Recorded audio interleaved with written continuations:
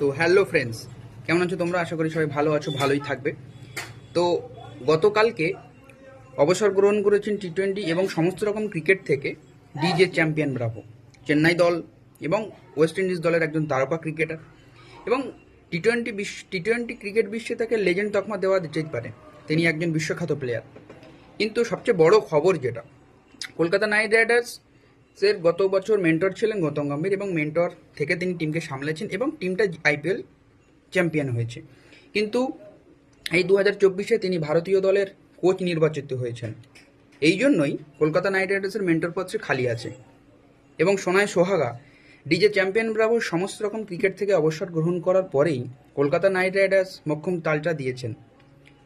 Champion ব্রাভোকে তাদের mentor পদে যুক্ত করে সত্যি দারুণ কাজ করেছেন চ্যাম্পিয়ন ব্রাভো। দেখা যাক কলকাতাকে আরও একটি সাফল্য এনে দিতে পারে কিনা।